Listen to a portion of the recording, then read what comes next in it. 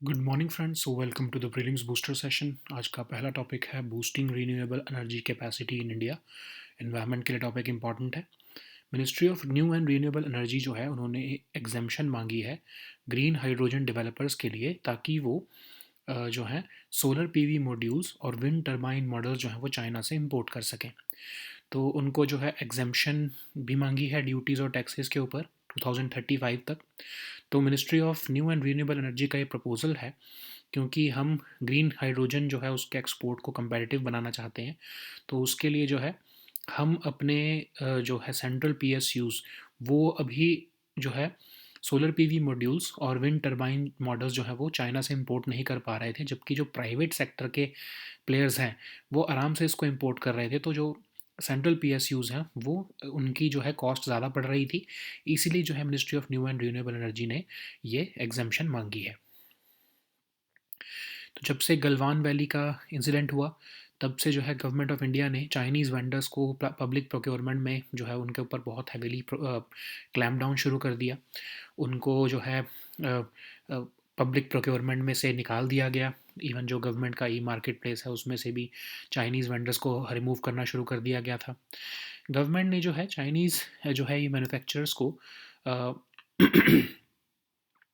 Chinese manufacturers को जो है या चाइनीज़ एनर्जी कंपनीज़ को मास हमारी जो रिन्यूएबल एनर्जी की जो जर्नी है उसमें भी पार्टिसिपेट करने के लिए अलाउ नहीं किया था। तो गवर्नमेंट जो है अब जो है ministry of new and renewable energy चाहती है कि अगर हम अपनी डोमेस्टिक मैन्युफैक्चरिंग को बूस्ट करना चाहते हैं तो हमें रिन्यूएबल एनर्जी इक्विपमेंट जो है इन कंपनी से लेना पड़ेगा, सेंट्रल पीएसयूज़ को खासकर। ठीक है, खासकर इलेक्ट्रोलिसिस की जो मशीनरी होती है चाइना से, वो कॉस्ट कम कर रखने के लिए इनिशियली हमें लेनी पड़ेगी। ठीक है, तो इसका सिग्निफिकेंस ये है कि इंडिया के एक्सपोर्ट्स को अगर हमें कंपैरेटिव बनाना है ग्लोबली, तो ये हमें एक शॉर्ट टर्म मेजर के लिए करना ही पड़ेगा। और इंडिया को हाईली कंपैरेटिव हम बनाना चाहते हैं नेशनल ग्रीन हाइड्रोजन मिशन के अंडर भी। अगर हम इंपॉर्टेंस देखें चाइना की इंडिया के कंटेक्स्ट में, तो इंडिया के जो ग्रीन हाइड्रोजन के टारगेट्स हैं 2030 तक के, उसमें इंडिया को लगभग 125 गीगावाट्स जो है कैपेसिटी और ऐड करनी पड़ेगी, मतलब थ्री फोर्थ और जो है और ऐड करनी पड़ेगी कैपेसिटी अपनी करंट टोटल की, ताकि हम अपने जो है टारगेट्स को रियलाइज़ कर सकें 2030 तक। तो इंडिया ने जो है इवन अभी 4400 करोड़ रुपीज़ की पीएलआई स्कीम भी निकाली है डोमेस्टिक मैन्युफैक्चरिंग ऑफ इलेक्ट्रोलाइजर्स के लिए, लेकिन उसको बनाने के लिए भी तो कई साल लग जाएंगे, है ना, सबसे सेल्फ सफिशिएंसी आने में। तो हम तब तक वेट तो नहीं कर सकते, इसीलिए उस एक ट्रांजिशनल टाइम के लिए, जब तक हमारी सेल्फ सफिशिएंसी नहीं आ जाती, तब तक ministry of new and renewable energy कह रही है कि हमें ये चाइना से लो कॉस्ट इंपोर्ट करने दो। चाइना एक ग्लोबल हब है मैन्युफैक्चरिंग का, इलेक्ट्रोलाइजर्स का, और जो चाइना में जो चाइनीज़ सोलर पीवी मॉड्यूल्स होते हैं वो चीपर हैं then those made in India. ठीक है, नेक्स्ट हम टॉपिक देखते हैं ईस्टर्न जोनल काउंसिल्स। ये टॉपिक आपके गवर्नेंस के लिए इंपॉर्टेंट है, पॉलिटी के लिए भी इंपॉर्टेंट है। तो यूनियन होम मिनिस्टर जो हैं उन्होंने भी 26th meeting of eastern zonal council जो है पटना में चेयर की है। तो ईस्ट जो जोनल काउंसिल्स हैं वो प्राइम मिनिस्टर नेहरू ने सबसे पहली बार 1956 में ये आइडिया रखा था स्टेट्स रीऑर्गेनाइजेशन कमीशन की रिपोर्ट के बेसिस पर। ठीक है, तो हाई लेवल ये एडवाइजरी फोरम बनाया गया, ताकि इंटर स्टेट और सेंटर स्टेट इन्वायरमेंट में हेल्दी जो है वो बैलेंस बनाया जा सके। तो 5 जोनल काउंसिल सेटअप किए गए स्टेट्स रीऑर्गेनाइजेशन एक्ट 1956 के अंडर। ये जो जोनल काउंसिल्स हैं ये स्टेचुटरी हैं और ये कोई कॉन्स्टिट्यूशनल बॉडीज़ नहीं होती, लेकिन जो नॉर्थ ईस्टर्न स्टेट्स के लिए है वो इन जोनल काउंसिल्स में उनको ऐड नहीं किया गया। उसके लिए separate north eastern councils act 1972 पास किया गया और फिर नॉर्थ ईस्टर्न काउंसिल बनाया गया। अगर हम जोनल काउंसिल्स के ऑब्जेक्टिव देखें, तो नेशनल इंटीग्रेशन करने के लिए जो है ये इम्पॉर्टेंट है। वहाँ पर डिस्कशन की जाती है जोनल काउंसिल्स की मीटिंग में। अगर कोई स्टेट में रीजनलिज्म जैसी भावना आ रही है उसको रोकने की कोशिश की जाती है। ऑफ कोर्स सेंटर और स्टेट्स आपस में भी कोऑपरेट करती हैं और स्टेट्स आपस में भी कोऑपरेट कर पाती हैं इन जोनल काउंसिल्स में। एक बेसिकली क्लाइमेट ऑफ कोऑपरेशन बनाने का इसका मोटिव रहता है। इसके जो चेयरमैन होते हैं वो यूनियन होम मिनिस्टर होते हैं। फिर जो है इसके वाइस चेयरमैन जो है वो बाय रोटेशन इन्हीं जोनल काउंसिल्स के चीफ मिनिस्टर्स ऑफ स्टेट्स जो है वो बनते रहते हैं। मेंबर्स चीफ मिनिस्टर होते हैं, 2 अदर मिनिस्टर होते हैं स्टेट के जो कि गवर्नर नॉमिनेट करते हैं। एडवाइज़र्स जो हैं इसके जोनल काउंसिल्स के, नीति आयोग के जो है मेंबर्स होते हैं जोनल काउंसिल्स के लिए, चीफ सेक्रेटरीज होते हैं स्टेट्स के, और इवन यूनियन मिनिस्टर्स जो हैं उस पर्टिकुलर रीजनल काउंसिल या फिर जो जोनल काउंसिल में जिनकी ज़रूरत पड़ती है उनको भी जो है पार्टिसिपेट करने के लिए इनवाइट किया जाता है। फंक्शंस क्या हैं जोनल काउंसिल्स के? एक एडवाइजरी बॉडी है, तो कोई भी मैटर जो भी इस रीजन में या इस जोन में इम्पॉर्टेंट है या कॉमन इंटरेस्ट का है उससे रिलेटेड यहाँ पर डिस्कशंस की जाती हैं। कोई भी matter of common interest, border disputes हों, चाहे लिंग्विस्टिक माइनॉरिटीज़ या इंटर स्टेट ट्रांसपोर्ट से रिलेटेड कोई मैटर हो, रीऑर्गेनाइजेशन ऑफ स्टेट्स का कोई मैटर हो, वो ऑफ कोर्स सब जो है जोनल काउंसिल्स के अंदर डिस्कस किया जाता है। तो ये काउंसिल जो है बाकी प्लेटफॉर्म से कैसे डिफरेंट है, जो कोऑपरेटिव फेडरलिज्म को कैसे प्रमोट कर रहा है, ये एक रीजनल फोरम दे रहा है कोऑपरेटिव इंडेवर के लिए स्टेट्स को, ठीक है। और ये रिस्पेक्टिव जोन्स जो हैं उनकी जो है अटेंशन को स्पेसिफिक इश्यूज जो रीजनल फैक्टर्स होते हैं उसको कंसिडर करता है और उसको डिस्कस करने की कोशिश करता है। एक तो स्टेट्स का अगर आप कोऑपरेटिव फेडरलिज्म की बात करो तो वो तो पूरे पैन इंडिया लेवल पर हो जाता है ना सारी स्टेट्स में। ये स्पेसिफिक उस जोन के रिलेटेड स्टेट्स या उस जोन में जो रीजनल फैक्टर्स हैं उससे रिलेटेड प्रॉब्लम्स को एड्रेस करने के लिए जोनल काउंसिल्स ज़्यादा इंपॉर्टेंट रहते हैं, ठीक है। नेक्स्ट हम टॉपिक देखते हैं universal declaration of human rights. International relations, social issues दोनों के लिए इंपॉर्टेंट है। तो 10 दिसंबर को 75th एनिवर्सरी थी universal declaration of human rights की, जो कि 1948 में यूएन जनरल असेंबली ने अप्रूव किया था पेरिस की मीटिंग में। और ये वर्ल्ड वॉर 2 के हॉरर्स के बाद जो है अमर्ज हुआ universal declaration of human rights. तो इसमें एक प्रियम्बल है, 30 आर्टिकल्स हैं जो फंडामेंटल राइट्स और फ्रीडम्स को दिखा रहे हैं, जिसमें सिविल, पॉलिटिकल, इकोनॉमिक, सोशल और कल्चरल राइट्स जो है वो आते हैं। ये कोई लीगली बाइंडिंग ट्रीटी नहीं है ऑफ कोर्स, लेकिन इसके जो प्रियम्बल है इसमें जो है ये भी बताया गया है कि क्यों हम ये अडॉप्ट कर रहे हैं डिक्लेरेशन। कुछ अगर हम एग्जांपल्स देखें इन राइट्स के तो जैसे right to life, liberty, security of person, right to freedom of religion, right to work and education, right to an adequate standard of living. और इसमें डिक्लेरेशन में ये भी कहा गया है कि सब जो है वो इक्वल हैं आपस में, all are equal before the law. और हम सब के पास ये हक है कि वो दूसरी कंट्रीज़ में असाइलम मांग सकते हैं अगर उनको प्रोसिक्यूट किया जा रहा है तो, ठीक है। अगर हम universal declaration of human rights की अचीवमेंट्स के बारे में देखें तो इसने लगभग 70 ह्यूमन राइट्स ट्रीटीज़ को जो है इंस्पायर किया है।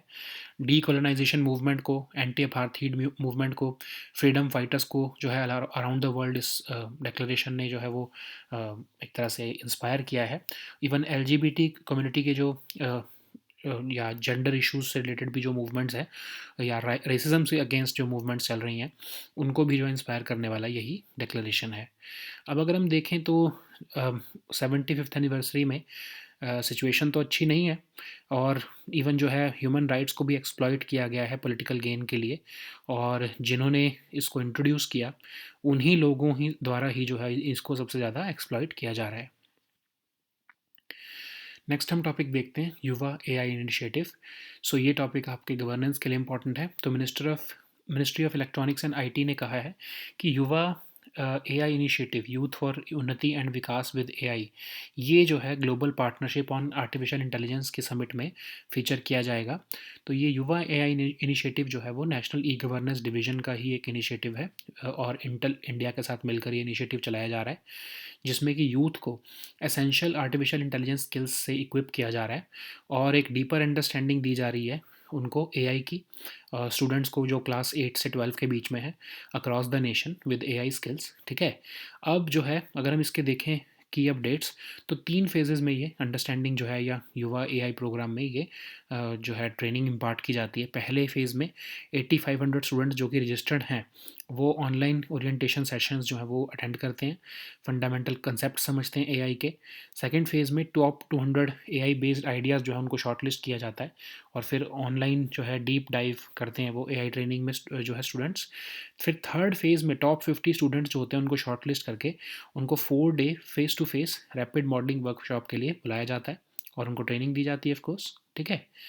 नेक्स्ट हम टॉपिक देखते हैं येलो सी, इंटरनेशनल रिलेशंस के लिए टॉपिक इंपॉर्टेंट है। एक यूएस का F-16 फाइटर जो है वो क्रैश हुआ है येलो सी में, साउथ कोरिया के कोस्ट के पास बिल्कुल, ठीक है। तो ये येलो सी एक मार्जिनल सी है वेस्टर्न पैसिफिक ओशन में। ये मेनलैंड चाइना और कोरियन पेनिनसुला के बीच में सिचुएटेड है। North of east of China में ये पोजीशन है, ये ऑफ कोर्स ये एरिया। और येलोइश जो सैंड पार्टिकल्स गोबी डेजर्ट से इसमें एरिया में आते हैं, उसी के नाम पर ये येलो सी रखा गया है। One of the largest shallow areas है ये कॉन्टिनेंटल शेल्फ का। कॉन्टिनेंटल शेल्फ जो है इस एरिया में सबसे ज़्यादा शैलो है। मेन रिवर जो यहाँ पर आती हैं वो है हाई रिवर, यालू रिवर, हैन रिवर, ट्याओडोंग रिवर और येलो रिवर। और कई मेजर आइलैंड्स भी हैं यहाँ पर, जिनमें से लार्जेस्ट है जेजू आइलैंड साउथ कोरिया का, शेंडोंग पेनिनसुला आइलैंड चाइना का, गांगवा आइलैंड साउथ कोरिया का, ठीक है। यहाँ का जो क्लाइमेट है वो वेरी कोल्ड, ड्राई विंटर्स और वेट वार्म समर्स होती हैं। यहाँ का जो ओशन करंट है वो है सुशिमा करंट, जो कि एक वार्म वाटर करंट है। ओके, नेक्स्ट हम टॉपिक देखते हैं व्हीलर आइलैंड्स। ये टॉपिक आपके इन्वायरमेंट के लिए इम्पॉर्टेंट है। तो मीडिया रिपोर्ट्स के हिसाब से इंडिया की जो प्रीमियर एजेंसी है मिलिट्री के लिए, मिलिट्री R&D के लिए, DRDO, वो अपनी मिसाइल टेस्टिंग को पॉज करने का प्लान कर रही है व्हीलर आइलैंड में, क्योंकि अब जो है मास नेस्टिंग सीज़न आ चुका है ऑलिव रिडली सी टर्टल्स का। तो ये व्हीलर आइलैंड जो है ये अब्दुल कलाम आइलैंड इसको हम कहते हैं। हमने late president doctor Abdul Kalam ji के नाम पर इसको रखा है। Off the coast of Orissa ये सिचुएटेड है। एक मिसाइल टेस्टिंग फैसिलिटी है बेसिकली ये, और जितने भी इंडिया के इंडिजिनस मिसाइल्स हैं यहीं पर ही टेस्ट किए जाते हैं। आइलैंड ये 2 किलोमीटर लंबा है। ओके, और अगर हम DRDO के बारे में देखें तो ये एक R&D विंग है मिनिस्ट्री ऑफ डिफेंस का। इंडिया का लार्जेस्ट रिसर्च ऑर्गेनाइजेशन है, 1958 में जो बना था, और न्यू दिल्ली में इसका हेडक्वार्टर लोकेटेड है। और अगर हम देखें तो इसकी नेटवर्क ऑफ लेबोरेटरीज़ हैं जो कि डिफेंस टेक्नोलॉजीज़ को डेवलप करने में एंगेज हैं, ठीक है। So now let us see all these topics in English.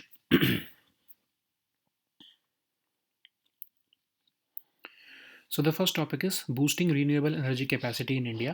So this topic is important for your environment section. So Ministry of New and Renewable Energy has proposed that there should be an exemption given for green hydrogen developers from importing solar PV modules and even wind turbine models from China. Okay, so it has also said that the exemption on duties and taxes should be given to them up till 2035, so that they can set up export oriented green hydrogen projects.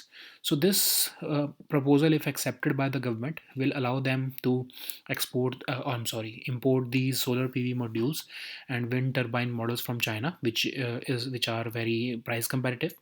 So since the Galwan Valley skirmishes of 2020, government of India clamped down on participation of Chinese vendors in public procurement. Even in the government e-marketplace portal, the hundreds of Chinese vendors were removed in the past 3 years. Energy companies are doubling down on mass producing green hydrogen. So Chinese manufacturers were sidelined. So that's why the cost of energy equipment and electrolyzers went up. So Ministry of New and Renewable Energy is saying that we have this policy of domestic manufacturing or boosting domestic manufacturing of renewable energy equipment, and the other players, the private players, they are already importing it from the Chinese side because it is very price competitive. But the central PSUs are not able to do or import these electrolysis machinery from China. So this is becoming a major hurdle in price competitiveness for our exports of green hydrogen.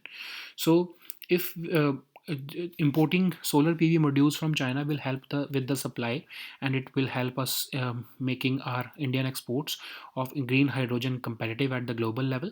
This will also enable central PSUs to procure equipment manufactured from China, and it will make our country competitive in producing green hydrogen, especially when we have set out certain targets under the National Green Hydrogen Mission. So what is the importance of China for India at this in this particular sector? So besides of course the green hydrogen targets, India also needs to add an additional renewable energy capacity of 125 gigawatts, which is about three-fourths of its current capacity. So for we already have this 4,400 crore rupees earmarked for PLI scheme to boost domestic manufacturing of electrolyzers. under the site program, but it would of course take many years before India reaches some degree of self-sufficiency in electrolyzer manufacturing capacity. So until that time arrives, and for this transitionary phase, um, we have to rely on China, which is the global hub for manufacturing electrolyzers. And also they are almost 76% less uh, uh, cost. They are having 76% less cost than those made in India as of now. Okay. So the next topic is Eastern Zonal Council. This topic is important for your governance and your polity section. Union Home Minister has chaired the 26th meeting of Eastern Zonal Council in Patna, Bihar. So zonal councils are the idea emerged from the idea of PM Nehru in 1956 on the basis of report of the States Reorganization Commission. So it was suggested that a high-level advisory forum should be set up to create healthy interstate and center-state environment. So in light of that idea, the then Prime Minister Nehru created five zonal councils under the States Reorganization Act of 1956. So these zonal councils are statutory and they are not constitutional bodies. So these northeastern states are not included in the zonal councils. Their problems are looked in by the Northeastern Council, of course, which was set up under the Northeastern Council Act of 1972. The objectives of these zonal councils include bringing out national integration, arresting the growth of any state consciousness or regionalism, enabling center and states to cooperate, or even states to cooperate with themselves in that particular region, and establish basically a climate of cooperation among them. Okay, so the Union Home Minister acts as the chairperson of these councils. The chief ministers of these states by rotation assume the position of vice chairperson. Members include the chief minister and two other ministers nominated by the governor. The advisors include the Niti Aayog members and chief secretaries of these states, and the union ministers who are having certain who are required in these zonal councils or in these regions. They are also invited to participate in these meetings. So, what are the functions of these zonal councils? Of course, each zonal council acts as an advisory body and it discusses any matter in which some or all of the states represented in that council have a common interest. So, it can also advise the central government and government of each state any matter of common interest like border disputes, linguistic minorities, or interstate transport, and it can also discuss any matter arising out of reorganization of states. Okay.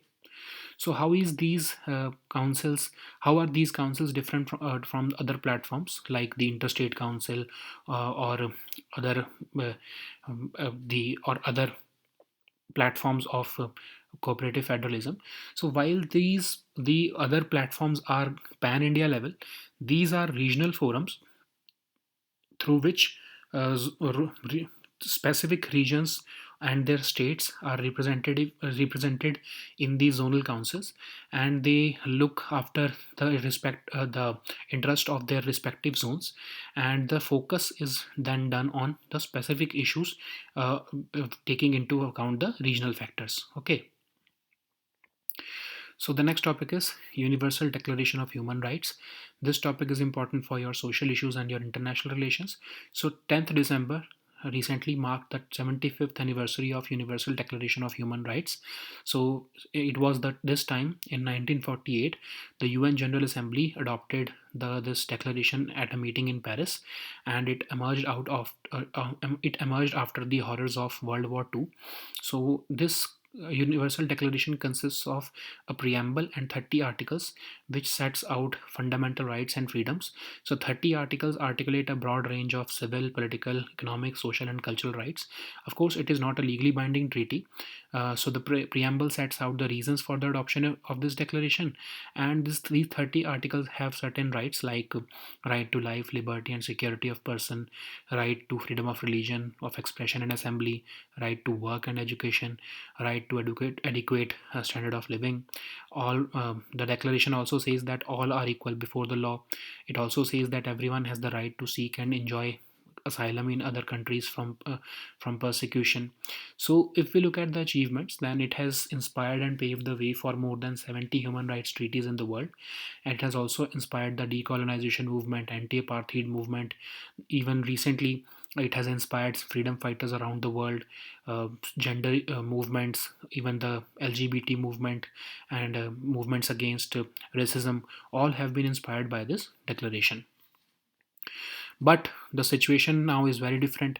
This same declaration has been exploited for political gains, and uh, it is an irony that this has been exploited by those people who were at the forefront of signing or creating this declaration. Okay.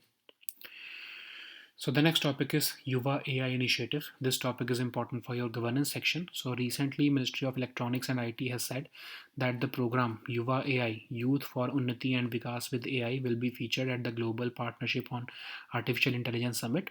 So this Yuva AI initiative is an initiative of National E-Governance Division in partnership with Intel India.